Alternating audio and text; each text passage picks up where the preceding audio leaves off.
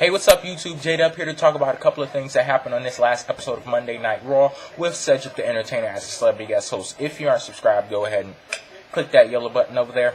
Thanks. First off, what did you guys think about this show? Type down in the comment section below.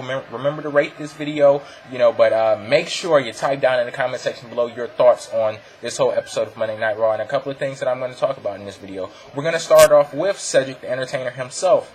His whole skit with, the skit that started off the show where he's getting out of the limo and you got the baby and the priest and the old woman and he slapped her on the ass and the goat and all of that. That was corny. And, you have the Bella Twins. They were like his escorts for the whole night, like the resident whores in WWE. Anytime you see a celebrity guest host, like that's a man, they're right there, So, whatever. We're going to move on to his skit with Santino. That was pretty funny. He had a couple of botches, but whatever. I knew that Cedric the Entertainer had the possibility to be a pretty funny celebrity guest host, and that he was, but, it was kind of corny. One thing that I absolutely hate, that you guys should know that I hate, what is it? Product placement. When they're doing those crazy-ass plugs, and I'm just watching right now, and it was a grilled chicken commercial on TV. Grilled chicken. That just takes me right back to that commercial-free episode of Raw when they kept pushing that grilled chicken. And Cedric the Entertainer, he got out of control when he was talking about his website. I don't even remember what the hell the website was. And even if I did remember what the website was, I was not going to go to it. That's my way of protesting, shameless plugs like that. You want to do that crazy crap like that, you know what? I'm not even going to help you out on it. So, it's a lost cause, but one thing I wanted to ask you, who the hell was the big guy when Cedric the Entertainer was in his match with Chavo Guerrero? Who was the big guy who replaced Cedric during one point in the match?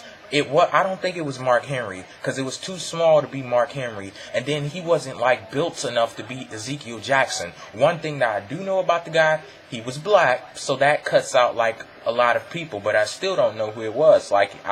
I don't think it was Ezekiel, and I don't think it was Mark Henry either. So, who was it?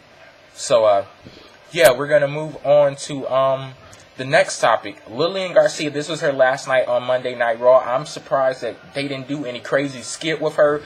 I'm actually surprised they gave her time to, talk to the fans and everything. That was a pretty emotional moment, And Lillian, I love Lillian while she was in WWE. The one moment that I go to for Lillian, the number one memory I have of Lillian, it has to be her little segment where she was doing a backstage interview with The Rock, and he was talking about the people's strudel and everything. That has to be the funniest segment, one of the funniest I've ever seen. So I tip my hat to Lillian. Thank you, Lillian, and for all of your service to WWE. Best of luck to you in your future endeavors, and I 100% mean that. Moving on to our next topic, DX and Legacy. Triple H was in a match with Cody Rhodes on this last episode of Monday Night Raw. Triple H won the match by disqualification because Ted DiBiase Jr., he interfered in the match. People are saying that Triple H and Shawn Michaels are starting to look like jobbers to Legacy. Come on now, people. I don't think Triple H or Shawn Michaels are looking like jobbers. They're actually losing matches. I guess you're so so used to seeing them winning everything, and especially Triple H, you get surprised when people are going over on them. But you have, you complain about WWE not pushing young talent. Then when they start to push young talent, you complain too. Give credit when credit is due. I think WWE deserves credit on how they're booking this whole feud between DX and Legacy. As of right now, this is the best thing going for Monday Night Raw. Screw this whole celebrity guest host thing. Screw John Cena and Randy Orton.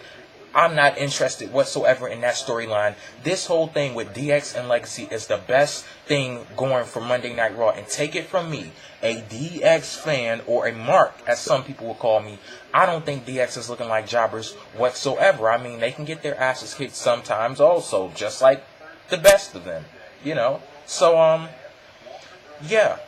moving on, Jack Swagger The Miz, Kofi Kingston. A match was announced for those three guys. I think it's a Hell in a Cell match, but I do know it's at the Hell in a Cell pay-per-view. Triple threat for the United States Championship. One thing that I'm not liking about this, we have a match between Kofi Kingston and Jack Swagger on this last episode of Raw for the United States Championship. You know, Kofi Kingston, he was defending his championship against Jack Swagger. He ended up getting his United States Championship that The Miz stole last week, so he's able to defend it in the match. The Miz comes back out, tries to steal the championship, runs up the ramp. Jack Swagger knocks him out, takes the championship, and leaves. What sense does that make? This is what gets on my nerves about the bookers of Monday Night Raw, because it's shit like this that they do, and it makes me wonder. These people probably have college degrees, probably have so much experience writing for, whatever type shows. Obviously, they don't know a damn thing about wrestling. But I'm a 19-year-old kid, and I think sometimes that I'm probably smarter and more knowledgeable when it comes to them. What type of sense would it make for Jack Swagger to steal the United States Championship, therefore forfeiting his match with Kofi Kingston, and the match was for the United States Championship? It didn't make any sense whatsoever. Like, if you really wanted the United States Championship that much, that bad, you would have beaten Kofi Kingston in the match. It sounds pretty simple, but obviously not simple enough for the writers of Monday Night Raw. Last thing I want to talk about, Al Sharpton has been confirmed to host the next episode of Monday Night Raw. He'll be hosting next week. What do you guys think about Al Sharpton hosting Monday Night Raw? We have people, cracking a lot of jokes saying, oh, well, Mark Henry is going to be the next WWE champion. And, while that may sound crazy, hell, at least it's somebody new. At least it's somebody we've never seen before on that level. It's not Triple H, John Cena, or Randy Orton, but I don't think it's going to go that far. But, people are cracking the jokes or whatever. I honestly don't know about... Well, I know. The show is probably going to suck. Probably is. But Al Sharpton, hopefully he doesn't take himself too seriously. Because people, even me, Al Sharpton basically is like a joke. He's like a joke.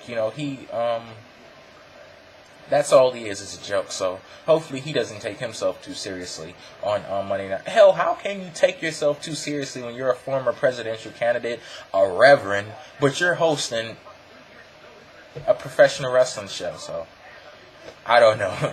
Let me know all the topics that I talked about in this video right now. Discuss it down in the comment section below. I'll chat it up with some of you guys, and yeah, peace out.